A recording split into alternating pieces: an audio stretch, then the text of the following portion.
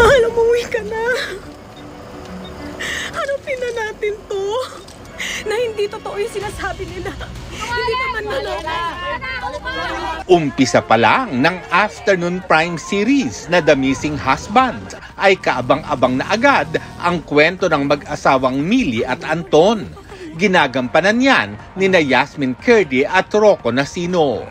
Very proud naman ang cast nito na sama-samang nanood sa pre-pilot viewing. Nakasama rin nila dyan si Direk Mark Reyes. Interesting yung story, it's something very relatable.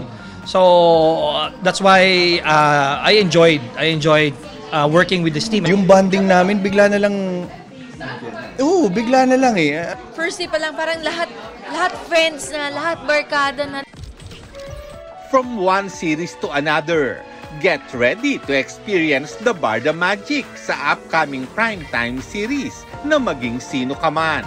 Ilan sa dapat abangan ang umaatikabong action scenes ni David, paglambitin niya sa truck, at motorcycle chase scenes na ang iba kinunan sa mga iskinita ng Quezon City at Maynila para authentic ang dating.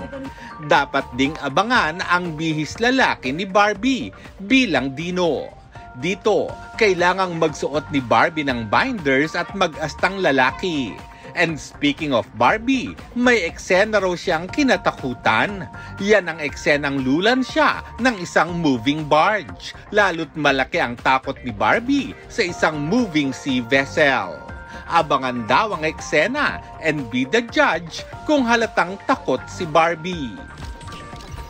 Very hot and daring naman sina Julia Montes at Alden Richards sa kanilang kissing scene. Para yan sa kanilang pagganap sa upcoming movie na 5 Breakups and a Romance na collaboration ng GMA Pictures, Cornerstone Studios, and Myriad Corporation.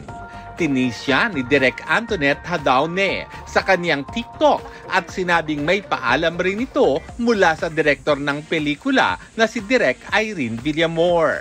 Hindi naman napigilang ma-excite ng fans para sa pelikula. Para sa GMA Integrated News, Lars Santiago ang inyong saksi. Mga kaibigan, samahan niyo kaming saksiyan ng mga balita. Mag-subscribe sa GMA Integrated News sa YouTube. Para sa mga kapuso abroad, samahan niyo kami sa GMA Pinoy TV at sa www.gmanews.tv.